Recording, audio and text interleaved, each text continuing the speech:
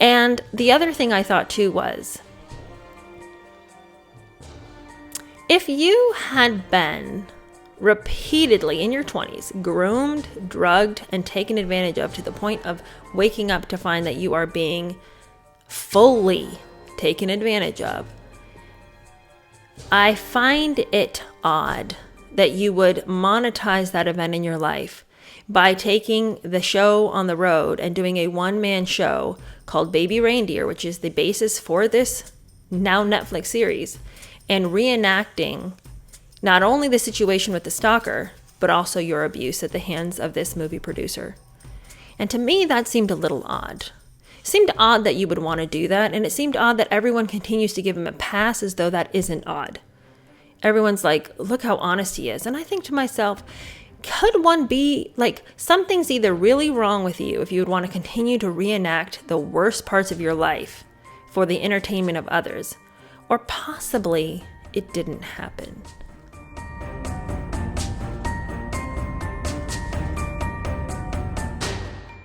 Hey, how are you? Welcome to my channel. My name is Cheer Denise. Today I'm going to do something that is completely out of my wheelhouse, but I got to find some people to talk to about the situation, and you guys bring it in the comments every time. And I know that we will have some back and forth, and we will have some banter, and we will have some conversation about this. So, I want to talk about that show, Baby Reindeer. Specifically, Piers Morgan and the woman that he had on, who is supposedly the stalker from this show on Netflix that is billed as a true story. Not based on a true story, not inspired by true events, not like the memoirs of, but a true story. And not only does the Netflix promo go on to tell you like 6 different times that it's a true story, all of the lead up interviews to this show being put out, and once the show was out, all of the actors and people who keep talking about the show have gone on to say, yes, this is a true story. And yes, we have gone out of our way. Netflix said we went out of our way. Richard Gadd, the comedian who wrote the screenplay for the show, but it's based on his life and who plays the main character in the show, has said repeatedly, yes, this is all based on true story. I have gone through tremendous efforts along with Netflix to hide the identity of those that were in the show, but this is a true story. This was my life. This was my experience. So if you haven't seen the show, I'm going to just tell you right now, it's going to be some spoiler alerts as I discuss it. So if you're wanting to see the show and you haven't seen it yet, and you don't want me to tell you what happens, you're going to want to stop now. Okay, but I probably would not have clicked on the show to watch it. In fact, I almost never watch anything. Usually I'm just too busy. I love TV so much, but I do have too many things to do. But my sister had called me and said, Cheer, my twin sister, she called me and she says, Cheer, you've got to watch this show. She's like, I watched it. She's like, this is a show you're not going to want to watch with anybody. This is a show you're going to want to watch by yourself. You're going to want to have that finger on the fast forward button because there's some really, really dark stuff. But the caveat was that the show was so honest about what leads people into dark places that she said, I've never seen anything like this show. And she's like, I got to find somebody who I can talk to about this show. Will you watch it so we can discuss? I was like, oh, okay.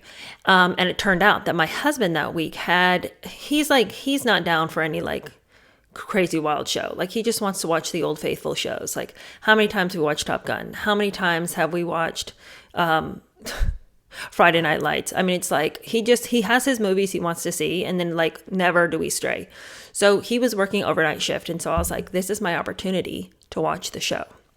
So I turn on the show and I start watching the episodes, and I'm like, I keep telling myself, I got to turn this off. I got to teach tomorrow, but I kept watching.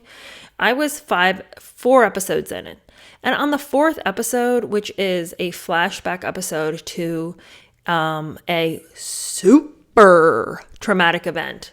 It was so graphic and so disturbing that I shut my laptop and tried to go to sleep, and I could not sleep for the rest of the night. Like I just tossed and turned. I just felt like I had just like watched something that was so inappropriate. I was like, I'll never let anybody know that I saw that show, you know? It just felt like I had just witnessed something that I should never have seen. And the next day, I just had like this heavy feeling all day long. I was just like, man, that's like just so upset and oppressed by the fact that this was somebody's real life story. Because if you haven't seen the show, what it's about is this guy. He's a young 20-something trying to be stand-up comedian. His form of comedy is really subversive. It's kind of an anti-comedy, and nobody is really buying what he's selling. Nobody thinks he's that funny. So he's kind of down on himself. He just kind of feels like he can't make it. He is incredibly self-deprecating, but not like in a positive sort of like funny way, but like just he hates himself. And when he stands up and he bombs, it just kind of reinforces the idea that he's a loser. So we meet him at the beginning of the show. He's working at this bar, and this woman comes in.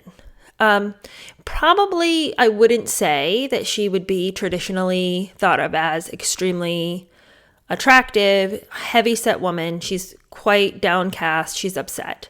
She sits down at the bar, visibly sad, and I wouldn't say she's crying, but she's definitely upset. He asks her if he can get her anything, and she says no, she doesn't have any money to pay for anything, so he offers her a cup of tea on the house. And so they get to talking, and she sees him the way he so wants to be seen. She laughs at all his jokes. She thinks he's so funny. They have this easy banter between the two of them. And he's not attracted to her, but he is attracted to the fact that she sees him the way he wishes he could be seen. She comments about, you've got those masculine hands, and she comments on his really chiseled jawline, and, is telling him, that it should be illegal to have, such great facial structure. And so it really compliments him on his masculinity. Well, unbeknownst to her, this was a part of him that he was feeling so uncertain about. And there was a lot of shame in how he saw himself as a man. Because what this show goes on to reveal, and this is spoiler alert, you guys. So again, if you do not want me to spoil things for you, it's time to just turn this off. So he had been in acting school, and as he was trying to make it, and as he was doing his show and bombing everywhere, and nobody thought he was funny or interesting, he found himself at this one festival. At the festival, after the festival, he meets up with this guy at this bar who pays him all kinds of attention, compliments him, tells him he thinks he's funny, says, you really got something. I really, I think I can make something of you. And apparently this guy was somebody in the world of film and television. He keeps getting Richard, he's told Richard, I think that if you could write something for me, like a screenplay or something, I know people, I could help you. I am your into that world, and boy, you've got it, And so Richard, who's called Donnie in the show, but we'll just call him Richard to make things simpler because it's the same person. So Richard starts writing the script. And he keeps going over to that guy's house every weekend, and the guy is really complimentary of him, and is like, to get the creativity flowing, like introduces him to drugs and more drugs and massive quantities of drugs until he is passed out. He's taking stronger drugs than he has ever experienced in his life. He is completely out of it. And when he wakes up, he's finding that this guy has been 100% abusing him while he has been out of it. And he knows it's happening. And he keeps going back because this guy promises him fame. This guy promises him, I know how to open doors so people will love you. I know how to make people see you the way you want to be seen. I think one of the things that is so incredibly mesmerizing about the show is how honest he is, and how able he is to articulate his deepest thoughts, and how so many of the things he says, you completely know what he means. Even if you haven't had any of his life experiences, you're so drawn into this story, and you can so see it from all the different perspectives. And he has such a great way of admitting his faults, while at the same time, never letting anybody else off the hook either for the roles that they played. At one point in the show, he is doing a monologue, and he says that the reason he kept getting drawn back into this guy's house, back into this guy's den of debauchery, quite literal den of debauchery, is that the fame that was being offered to him was so tantalizing that he was willing to do anything for it. And the reason is he was so afraid of judgment, so afraid of people's rejection, that if he could be famous, that's the first and only thing people would see and care about him. He could be a loser, but if he was famous, people wouldn't see that he was a loser. They'd see the fame. And it was like a cloak of invisibility, where he could be a mess, but nobody would judge him for it.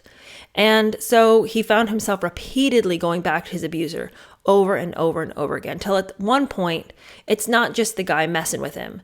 Then the guy completely, and I don't even know if I can say it on YouTube, but takes full advantage of him. The scene is very disturbing. And I was like fast forwarding through it because I was like, I cannot watch that. I'm not going to watch that. And I didn't actually finish the show because I just couldn't watch the rest of the show. I don't know. I felt it was too heavy and it was too dark. But I totally understand why people did binge watch that show. And I have no judgments on anybody who wanted to watch the show. I just couldn't stomach any more of it. But I did see the scene where there's a certain point where throughout this whole thing, he keeps going and trying to do stand-up. And he's living with the weight of this experience with this person. And the experience with that person has completely eradicated his understanding of his own sexuality. So where at the beginning of the show, he is dating a woman, by the middle of the show, he is in a relationship with a trans woman. And in between all that, he has had relationships with both men and women. So he's so flummoxed and confused now about his sexuality. And one of the things that happened to him as a consequence of that experience with that film producer who was grooming him was that he ended up feeling like, am I still a man? Like, he felt very feminized by that experience. Like, if I was a real man, I would have stood up. I wouldn't have let this other person abuse me in this way. So when he meets the character called Martha in the show, who's complimenting him on his chiseled jawline and talking to him about his manly hands and like sees him as the man that he's doubting that he is, he feels drawn to that affection, and he plays into it, and he admits it the whole time. Like, I'm not attracted to her, but I really need her validation. And so she came in all the time for hours on end. Now, he knew that she was shady as could be because she bragged all the time about knowing all these lawyers and acted like she was like really well connected, but she could never afford to buy anything. She could never buy a drink. She always talked, if money kind of ever came up, it was all like, I can't afford that. I can't afford that. I can't afford that. So it was really strange. At one point, he actually even takes her out for coffee. And when the waitress comes up and asks, would she like anything? She's like, I can't afford to get anything. And so he offers to buy her, a cup of coffee, and she like orders a ton of stuff off the menu. Simultaneously, though, she's always bragging about her big connections. And so it's like he knew she was a fraud. He knew that she was strange, but the validation was worth the weirdness. So the whole show is about how he's struggling with his inner demons because of what happened to him, because of the grooming, because of being taken advantage of, sickened with himself for continually going back where he knew he was in danger, but also desperately wanting the fame, which, by the way, never came in the form that producer was telling him it would come. And he's still trying to pursue comedy. It's not happening. Meanwhile, Martha is ramping up the weird stalking. She's gotten a hold of his email address. She's sending, by the end of it, 41,000 emails were sent from Martha to Richard. Fiona is, I guess, her real name, but in the show, her name is Martha. Voicemails, letters. She's staying outside of his house for hours on end. At one point, she starts harassing his parents. At one point, she busts up into the bar, breaks up the bar, disfigures him, scratches all down the side of his face. But even so, even while all of that's going on, even though he knows that she's out of control, he also knows that he has led her on to a certain degree. And every time he almost gets out of it, he gets pulled back in again. It's just this horrible tension between two people who, there's not really a victim and victimizer here. It's two very broken people who are using each other to feel validated in life. And it's just the most incredibly written drama. I have not ever seen anything this honest. I mean, there were like the scene in the end when he finally breaks down. He's like doing this comedy show. He's doing the stand up. He's in part of this festival. He finally like got this show, and he ends up having a breakdown and telling the entire audience everything that's happened to him. It is well worth the watch because that scene is one of the most searingly well acted scenes I have ever witnessed. And it's so true. Like everything he says is so honest. I think in a day and age in which everything is so constantly cloaked in like politically correct talk, or I don't want to say anything offensive, or I can't, I don't want to be too honest. All this, there's a lot of fake vulnerability out there, but actually nobody's actually being vulnerable.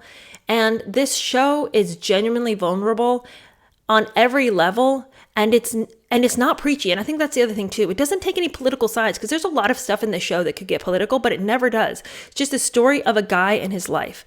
So if you watch the show and you were told that it was real, you wanted to believe it 100%, and why shouldn't you believe it? You were told 1,000 times the show was true.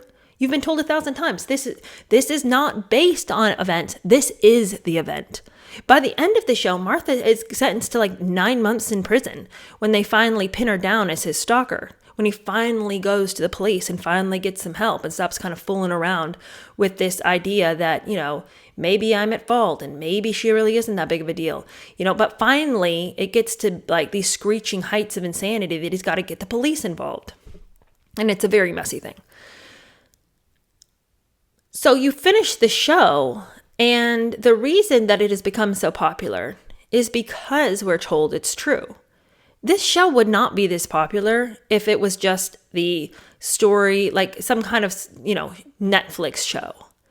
Somebody had created these characters, this heavy set stalker, this almost stereotypical idea of this lonely lady, middle-aged woman who hasn't ever really had a serious boyfriend. You can imagine she's had a series of sort of quasi relationships, kind of going after these people, sort of making these over sexualized jokes because she thinks that's what a young man would want to hear. She thinks it makes her kind of tantalizing and exciting.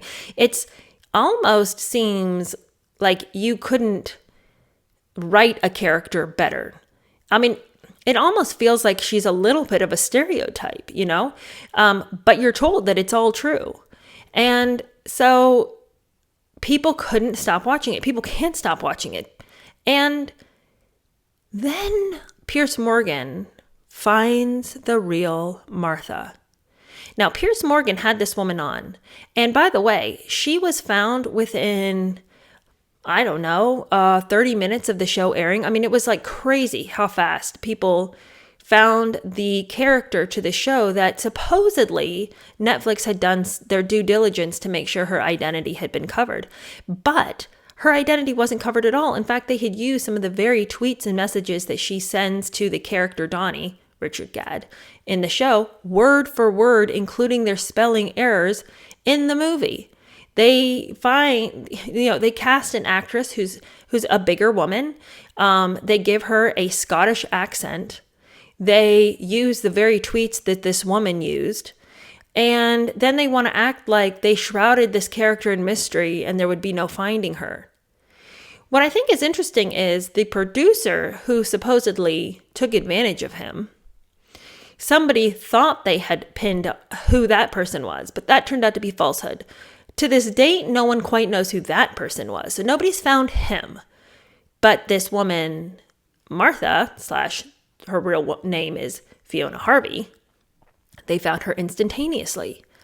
Now, when I was watching the Piers Morgan interview, it's almost an hour long. At the very beginning, I was all settled in to be like, this woman's probably nuts. And as I'm watching the interview, I'm thinking, wow, she's like a lot more with it than I would have assumed. And she seemed confident of herself, and she categorically denied ever sending all those emails. She's like, yeah, you can see my phone, not to Piers Morgan, but she's like, yeah, I mean, I would hand over my phone. I didn't send those emails. I don't know who did. She surmises that Richard Gadd himself has made up all of these emails, and that this is just this weird scheme that he's come up with to create some show because his comedy was doing really poorly. And so then he saw an opportunity with Netflix. Okay. So I'm sitting there thinking, wow, this lady, like maybe she really isn't as crazy as Richard Gadd wanted to say she was. Maybe he really did fabricate a lot of this. And Fiona Harvey has never been to prison. She doesn't have a criminal record. She claims that she didn't send all these emails. And so at the beginning of the interview, I thought, this is not looking real good for Richard. But by the end of the interview, Fiona Harvey was not a credible individual. She was really evasive about things she didn't really need to be evasive about. She says that she went to law school, but then she said she was really smart, had a photographic memory, but then she couldn't really tell you what her scores in school were. And she was pressed repeatedly about it, and she just kept being really evasive. Then by the end of it, she admits to having like 6 email addresses and 4 phones, and that's where it got weird. Now, her reasoning, she said, for having so many email addresses was that she found it easier to keep track of her emails. She would have all her bills sent to one email, and other email addresses for friends, and so on and so forth. On the one hand, I totally know what she means, because I have an email address where everything gets sent, and I miss so much stuff because there's 25, 30 emails coming in a day. It's really hard to keep track of it. So I kind of bought that, but I don't know anybody who needs multiple phones. Nobody needs multiple phones. I was wanting to help her with that multiple email address thing. Still, 6 is a lot. 6 is like what a scammer would have. You got 6 emails, you got some problems. And then 4 phones? She lost me on that. She lost me when she couldn't confirm her grades in law school. And then there was just other little things that she did and said that were just kind of evasive. I mean, she spoke as somebody who's wants to convince you that she's right because she's so confident that you would never doubt her, which is the number one tool in the book of any fraudster. Make you doubt yourself because they're so confident, So by the end of it, I thought, okay, this is what I think. I think she was a crazy person who acted really weird to Richard Gadd. I think that she definitely had more contact with him than she was admitting. I think that, he says he has all these voicemails and all of these emails and all of these tweets and all of this stuff that he can produce. And you would think that Netflix must have verified those things before even beginning to do this show, because, laws in England are pretty tight when it comes to defamatory stuff. So you would think they would have done their due diligence. But even the fact that they would try to, number one, tell us that they did their due diligence to cover the identities of people. How? How did you try to cover the identity of this person? If anything, you tried to make Fiona and Martha as similar as it was possible to be. You watch that interview with that Fiona Harvey, it's like, am I watching another episode of the show I didn't know about? I mean, they are so similar in their, even in the cadence of their voice. And I'm not even talking about the fact that they're Scottish. Even just the way they, Martha carries herself and Fiona carries herself. It's remarkable. But this is like some doubts that I'm having about the show. Okay. When I watched this show, I thought to myself, this is really wild.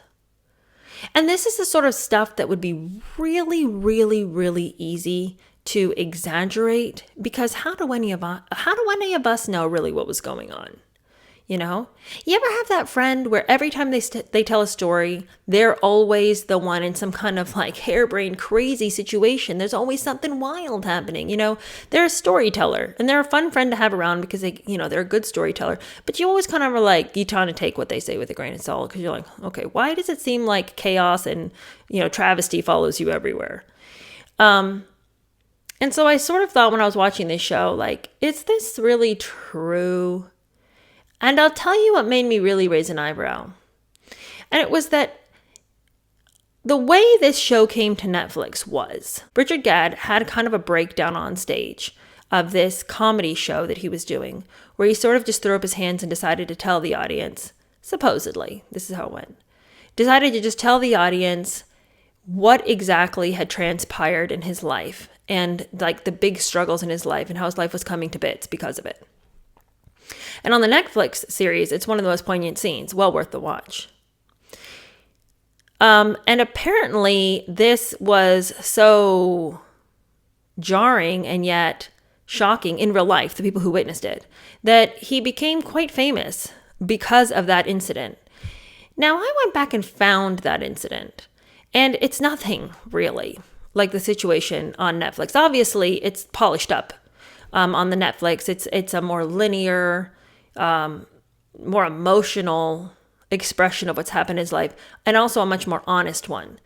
In the footage that I found of him talking, like from back in the day, where he supposedly had this breakdown, he's much less honest about it. He has a lot more of a political slant towards what he's saying. He tries to be more like jokey about it. Whereas, I mean, it's not like the true breakdown that it appears to be in Netflix. And when I saw that, I thought that's very interesting. It's very interesting, this much more theatrical slant, this much more smooth, polished, like emotionally cathartic experience that you get from the Netflix show versus the reality. So we have those two things we can sort of juxtapose, and we see the way he has really created this theatrical moment based on true life, but certainly not a reflection of true life. And the other thing I thought too was,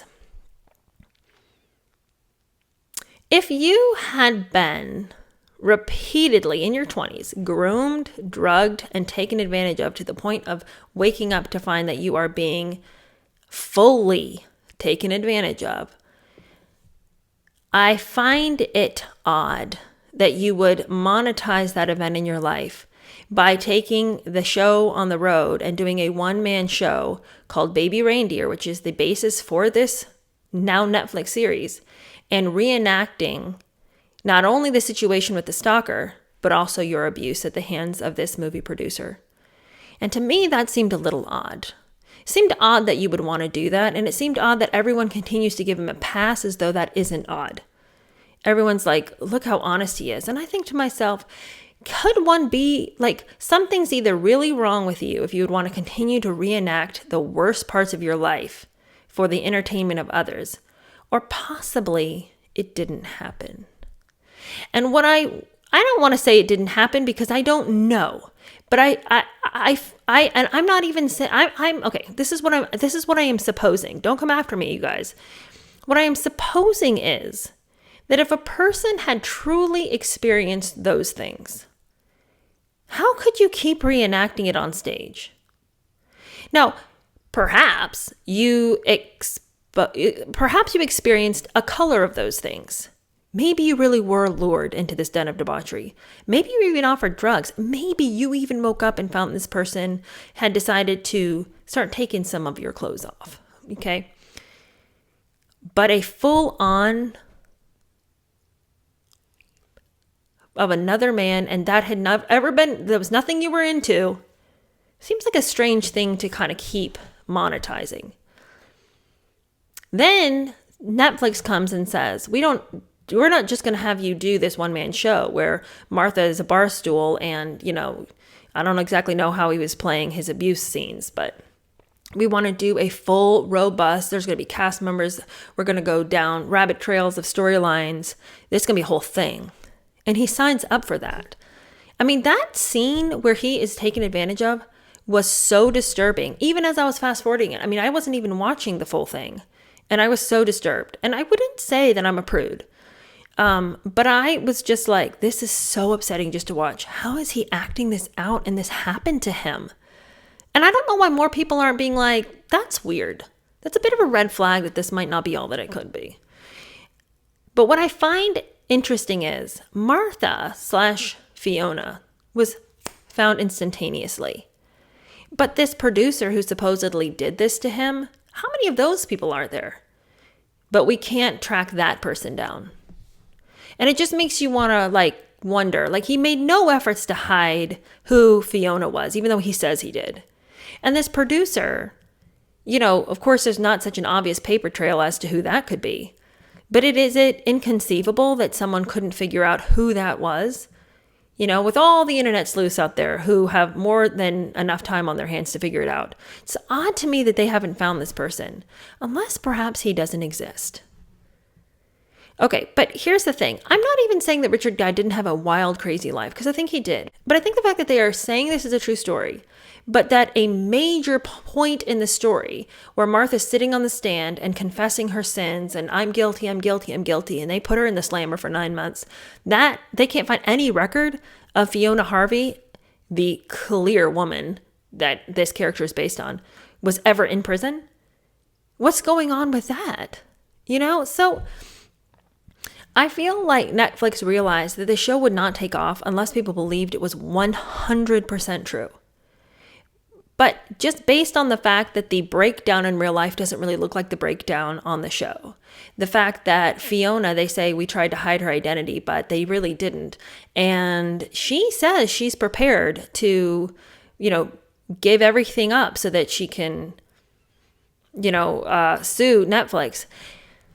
I don't know if she's serious about that, because she was like real evasive about, well, yeah, I want to sue, but I just kind of haven't had a chance yet. And granted, this is kind of like all breaking, so maybe she really isn't, but she says she's a lawyer. You think that she'd have like people that she could call who could make some ready deals. I think she probably will sue Netflix if they can sort of pin down some of these details a little bit better, probably because somebody will end up reaching out to her and being like, we want to take your case, because it doesn't look good for Netflix right now. And I think Netflix is kind of doing a little bit of damage control right now.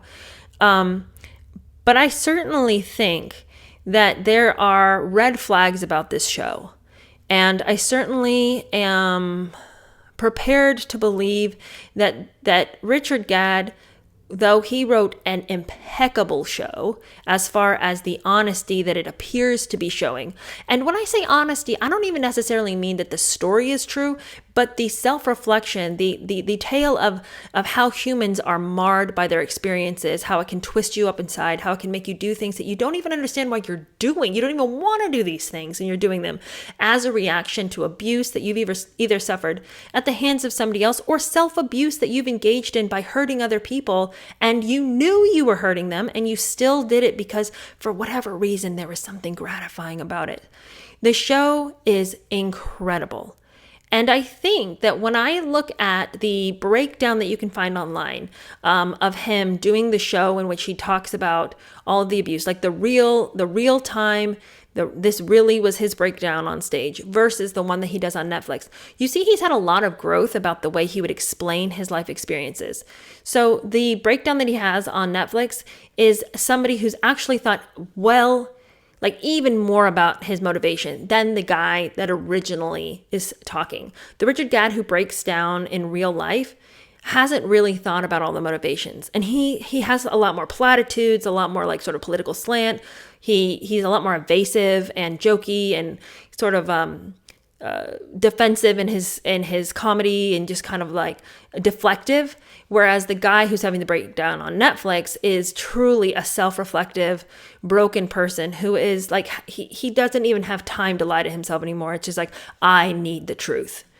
So it's a fantastically written show based on being a human being and based on like the incredible places we find ourselves and the incredibly dark places we find ourselves on. And when we love our self-loathing more than we love the human beings around us. And when we are kind of addicted to the self-hate that never lets us down. And I think that the show is an incredible piece of art because of that. But is it a true story? I don't think so. I don't think it's 100% true. And it kind of reminds me of that memoir that came out, I guess it was early 2000s, A Million Little Pieces, that was like this wild tale of this guy and his addiction and, his situation when he was, at the sober living place. And it was wild. And then it comes to find out it wasn't even true. And it was just based on like little scraps of truth. And he tried to hide it behind the idea, well, it's a memoir. That means it's like how I thought it happened. I think there's a lot more truth to this story. I mean, even just based on the Piers Morgan interview with Fiona Harvey, she's not a super credible person. But I also don't think that she's quite the fiend that she's made out to be. Maybe she is, and maybe all will come out. I think that she is a liar. I think she can't help it. I think that she is a really confused and hurting person. She seemed like she spoke up in the way that people who have gotten used to lying and who are deeply uncomfortable with themselves speak. Quick to laugh, but there's always right underneath the laugh, like she's ready to like jump in and fight if she needs to. Very defensive. And I think that she is a very hurting person. I think she would have been a very easy person for him to pin this on because no one will believe her. Because she doesn't sound like she should be believed. She doesn't carry herself in a believable way. So I think it's very easy for him to say and do anything he wants to say and do. Because who's going to believe this lady? You know? She's not very with it. By the end of the interview, you're like, you should have stopped talking about 30, 40 minutes ago. But I don't know. I think it's awesome that Piers found her. I think that she does deserve to come out and tell her side of the story. I can't wait for more like the truth of the show versus the reality. I think there's a lot of stuff that's still left to come out. Certainly, if she has a criminal record, we don't know about it. I'm waiting. It would be awesome if Netflix could confirm, yes, we've seen all the emails and all of this. But one thing that I think is interesting is a lot of those emails came from a phone that they don't really think it was an Apple phone, even though the little stamp from all the messages say that it was. And they think that she was trying to hide her identity. And she says she's not techie enough to figure that out. I don't know. She's techie enough to have 6 emails and 4 phones. So she must know something of what she's doing on those phones. So I'm not prepared to believe that she didn't send all those things. I just don't know if she tore up the bar and she, took advantage of him down a canal road. And if she, really was constantly showing up at his shows and heckling him. Like, it seems like there'd be more people who could corroborate that those things happened. Where are all these people who saw her in the bar constantly? I mean, like, there was other people who worked there, other patrons who came. Why aren't any of these people being like, yeah, she was always after Richard. Every time we turned around, there she was. Seems like there'd be a lot of people who could come and say, yeah, we saw her always sitting outside his house. At one point in the show, he's living with his ex-girlfriend's mom. It's a bad situation, but anyway, this Martha character / Fiona shows up to the woman's house. The lady does a cooking show, kind of like a cooking class at her house. Fiona signs up for the class so she can be closer to Richard. And then it's all exposed that this, Martha is actually stalking Richard. And so Richard kind of gets thrown out of his ex-girlfriend's mom's house because she's like, look, you could stay with me as long as things were safe, but this isn't safe. Why is that ex-girlfriend's mom not coming out and being like, that didn't happen? Or coming out and being like, yes, she was insane and she turned up all the time. And unfortunately, Richard couldn't stay with me anymore because it was too dangerous. There's a lot of people who should be able to corroborate the craziness of this Fiona / Martha. Why aren't they doing it? So I find this very weird, but I'm here for all of it. What do you guys think? Have you seen the show? Do you think that it's a story that depicts the reality, or do you think there's starting to be some holes in the show?